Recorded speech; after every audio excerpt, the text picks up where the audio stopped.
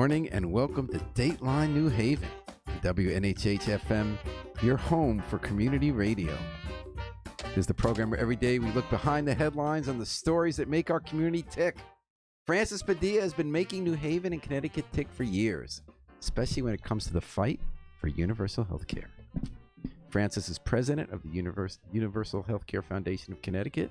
She's right here in the WNHH studio to update us on where the fight is taking her and us right now. Welcome, Francis, and thanks so much for coming in. I'm going to ask you that real close to the mic. Turn it right close, almost like you're touching it, and point it toward you. You can move it toward you a little more. Okay. And then we're there. We're in business. All right. right. And boy, are you in business. We're nearing the end of a legislative session in Hartford. And you guys got a lot going on there. A couple of bills on the... so I want to talk to you first, Francis, about specifically this year what you're fighting for at the state level. What you're uniting with other state organizations like yours to fight for at the federal level. And how this fits into a crusade you've been involved in for more than a decade on how to get universal health care so that everybody in America has health care. Sound good? Sounds like a plan. Okay, so now, as I understand it, you have three main bills this session. Am I right? We have two principal bills. One is 7174, and that's about prescription drugs. Yes. And that would authorize the controller to allow municipalities and self-insured companies to contract with the plan the state has for pharmacy. How would that work, and why are you doing that? Well, the comptroller's office is able to negotiate prices on behalf of its state employees and retirees. Mm-hmm. And so what it would do is create a new program that would allow self-insured businesses and municipalities to buy their drugs from through that plan and benefit from the discounts and negotiated prices that they're able to Now, get. how many people are we talking about roughly would be affected by this? Well, the self-insured market is about 65% of the people who are covered in the state of Connecticut. So most people that have health insurance through their employer have it through self-insured. And what is exactly businesses. self-insured? That's when you don't get a policy out with a company. You just covered claims when they come in. That's when a business says, yes, we're going to take the risk. Usually it's a larger business, but actually we're seeing even smaller businesses, not really small businesses, but businesses with 500 employees, 1,000 employees, or even sometimes we hear about businesses with 200 employees who have decided to take the risk. That's a big risk, right? Because if somebody gets cancer, you can get hundreds of thousands of dollars, right? That's right. And so there are, ways that those companies try to protect themselves from that kind of Do they have catastrophic incident. They have that, and there's reinsurance, those kinds of things. But this bill, really, the cost of healthcare, of prescription drugs, has become an increasingly large proportion of premium costs. In a survey that we were part of last year, a household survey, half of the respondents, about 64% of them employed by private self-insured employers, half the respondents said they're having problems affording prescription drugs and worried that if they didn't have coverage, they would really have a problem. Of course, we've heard those scare stories about We have. the companies that spike up the cost so much. Mm-hmm. Absolutely. I also wonder whether we're too hooked on prescription drugs, or is it's a great thing that so many drugs have been developed, for instance, for HIV, right? People can, and there's no question we're so happy that those are on the market. Then we know about the overprescription of painkillers for profit. Mm-hmm. Overall, should we be looking at also not having people so dependent on prescription drugs, or is that not really the long-term answer? Well, people are going to need medications, and that's not really the province of this bill. Mm-hmm. People are going to need medications. There are medications that folks need to manage chronic illness. Insulin has been on the market for, 100 years or Which so. would be a great example of how a drug we want to have. So We you can want a to normal have life it, of and we need to diabetes. have it be affordable for people who are insulin dependent. And the price increases on insulin make no sense. They have no rhyme or reason. Pharmaceutical companies raise those prices without any justification. There's really been little accountability, no requirements for companies to actually justify their increases. And so what we're seeing in this bill actually is a provision also that they would have to disclose to the public any agreements that they enter where generic drugs and the patents that they have on drugs before they can go generic are extended. And so a modification to the formula of a medication is used often by the pharmaceutical industry as a justification for extending the patent. And these are long-term patents. So I understand why the disclosure would be nice. We'd like to know if they're just playing around to get approval to keep their profits higher longer.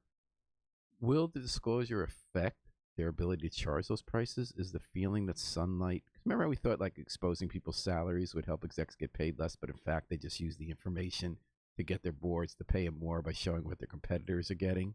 Well, it's a start. It's a powerful industry, and states actually have not in the past become very involved in trying to wield their own influence over the insurance, over the pharmaceutical companies. And you actually, but that's actually happening more and more. And that's an interesting word you accidentally said, insurance, because in fact, at the Universal Healthcare Foundation, Francis, you're sort of standing up for the public interest against two very powerful forces, especially in Connecticut, the insurance company and pharmaceutical companies, which are also present here. Indeed. What's happening with this bill? What's it been like lobbying this session for this bill?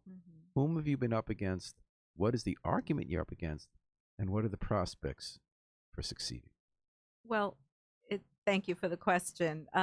We're always having to address the oppositional arguments and their influence in the process.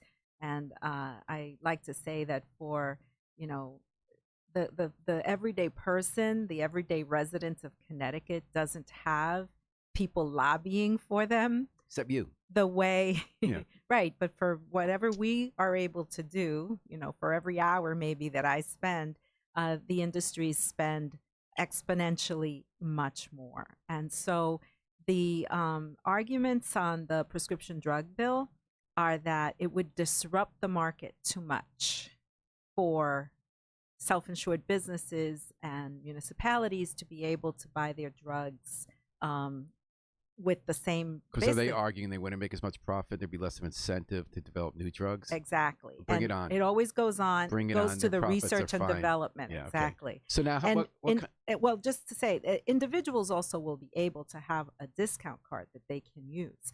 And so, but this is an industry where what I was talking about earlier about the, they call it pay to delay agreements on the generics, we, the consumers, end up paying $3.5 billion. And so what does that mean? Over a year? No, over time. Exactly right. We end up paying because these drugs that need to go generic for generics to be developed continue to be brand name, and we end up paying that price differential. Wow. And so the industry does in fact need to be disrupted. And on the other bill that we're working on that I have to tell you about is about 6096. Actually, no, it's 7267. It's a public option. A public option. And there again, using the state's leveraging and negotiating power to create healthcare plans that small businesses, nonprofits with fewer than 50 employees could look at to provide coverage. Ooh, I'm going to be looking at that. Yeah, of course. We will too. 700,000 people in this state work for small businesses. It's the backbone of the state's economy.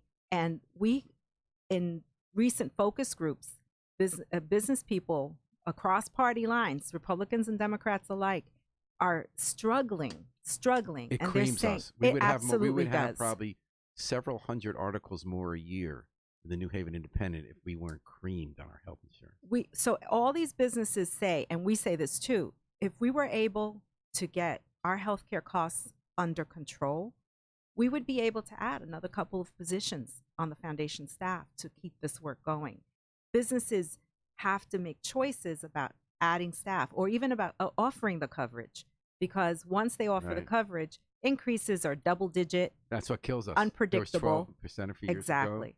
So this bill is really important, and the opposition on it is that, oh, it's really the prices. Go after the But then you're going after prices on the other end, and then you're told that'll. well, the insurance industry says go after the hospitals. So there's always this pointing and pointing fingers at the other players in the industry. Well, the player we're talking to today is Francis Padilla, the president of the Universal Healthcare Foundation of Connecticut, the group that's fighting for us every year to try to get more people covered by health insurance and get those costs under control. She's talking to us today on Dateline New Haven 103.5 FM, live streamed at newhavenpen.org on WNHH FM. So, Francis, tell us a little more about that. You're talking about a bill that would concern public options in Connecticut to create more of them.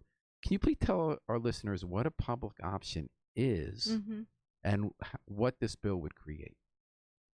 A public option is just sort of policy shorthand for a health plan or a number of health plans that are designed and offered by the state of Connecticut. And in this case, it would be the comptroller's office. And the comptroller's office in Connecticut manages and oversees, negotiates so rather than for the state employees. Rather than a separate, instead of going to Oxford or some other company, get a private health insurance, you get your health insurance through a government-run through a government health plan.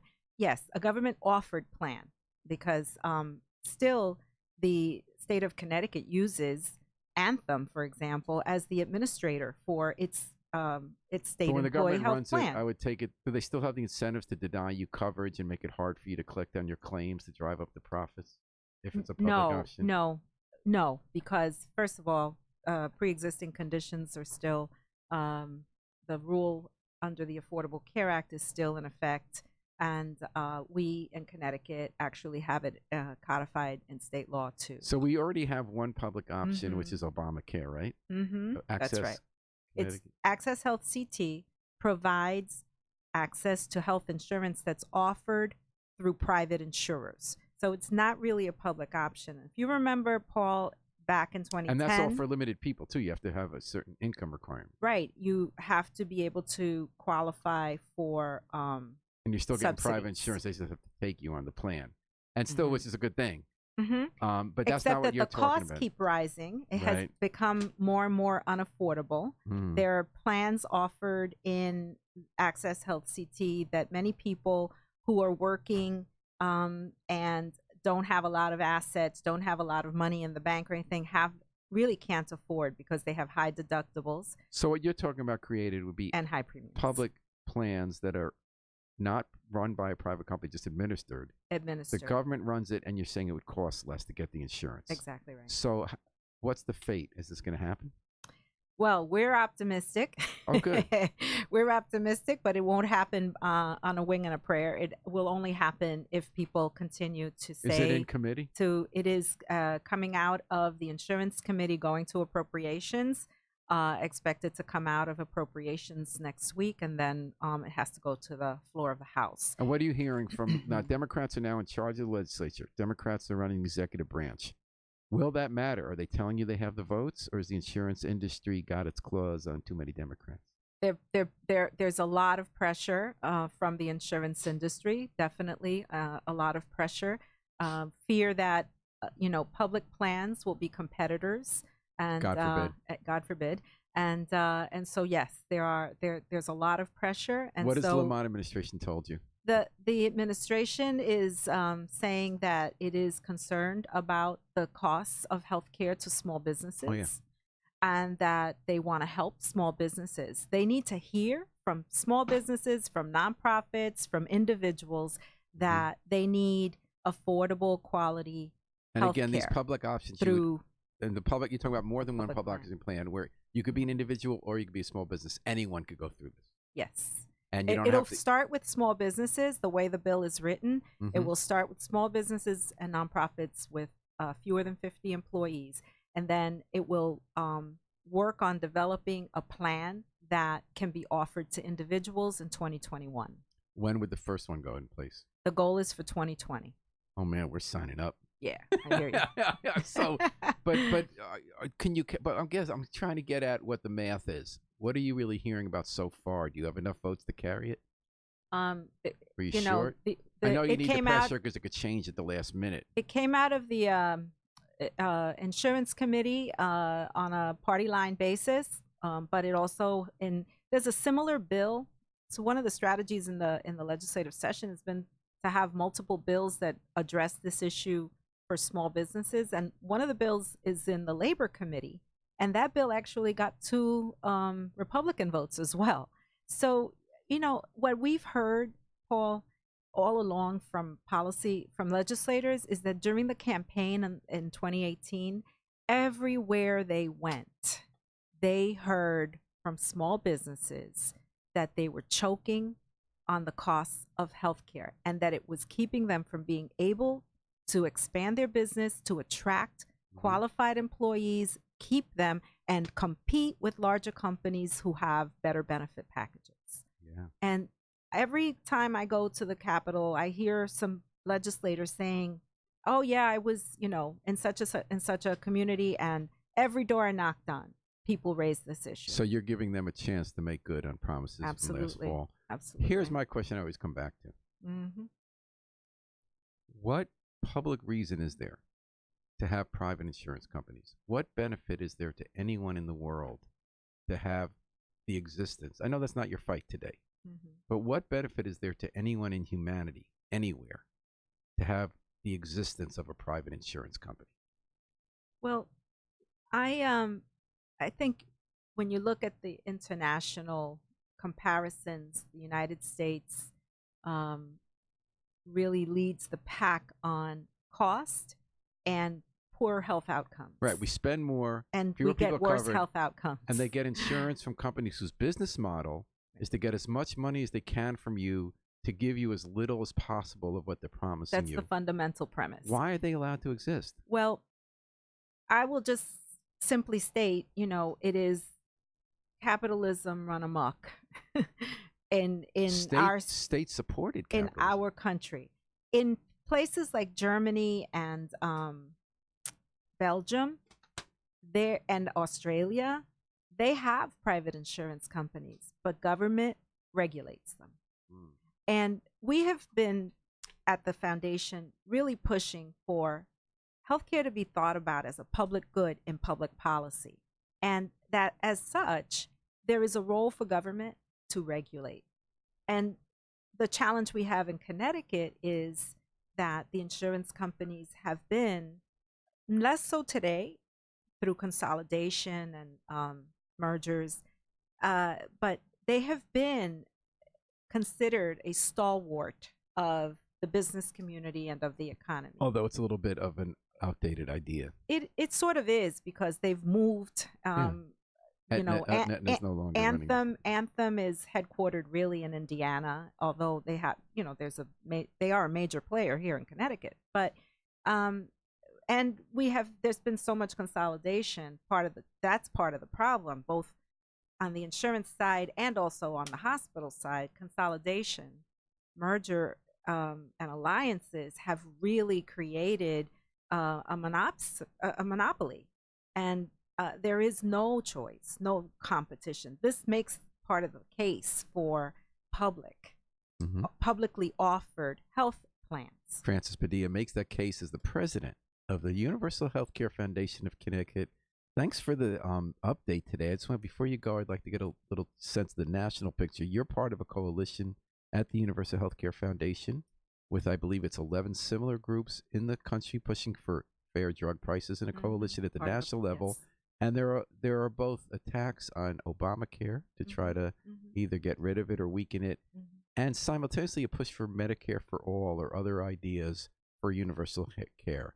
Are you involved in any of those debates, and where are you positioned? So as a statewide organization, we take great pride in representing Connecticut in these national coalitions. Quite often, individual states are not represented, and we feel that Connecticut is unique in the just what we were talking about before, which is it is home to insurance companies and to pharmaceutical companies, and we here pay the price of egregious industry Are you supporting practices. any kind of single payer national plans? Well, we're waiting to see what comes out. we believe, right, one of the reasons that we created the Protect Our Care Connecticut um, effort here in Connecticut, we convened all these organizations and have now we're a strong partnership of over 40 organizations, is because we could see the writing on the wall in Washington and the threats to the Affordable Care Act, to Medicaid, to Medicare, and to women's health programs. And so we Connecticut has to be, we have to have a strong alliance of organizations within our state so that we can also So you organized work a at the 40-member national. coalition We did to work nationally and local. exactly. And I want to tell you on May 1st next week, and this is very important for you listeners. Two events. One is tonight, and one is on May 1st next week. Will be Healthcare Action Day at the Capitol. And on Healthcare Action Day, we expect over 100 people to gather to make the case to their legislators and to the governor that there needs to be a publicly offered health plan and prescription drug price relief. All right. And how do people get involved in that? Well, go to our website or go to the Protect Our Care Connecticut website, protectourcarect.org or universalhealthct.org, and give us your name, contact information, and we'll give you information about what you need to do on May 1st. You heard it, folks. Crunch time.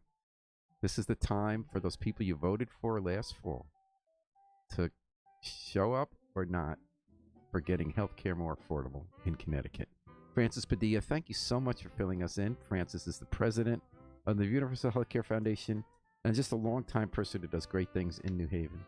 It's great Paul. to catch up with you. Wonderful. We're going to take a break for a few minutes, and we're going to come back with Jorge Cabrera, who's hot off the strike line at Stop and Shop, and has some news for us about a big vote today about the future pay and benefits for 31,000 people in New England who work making sure we can buy food.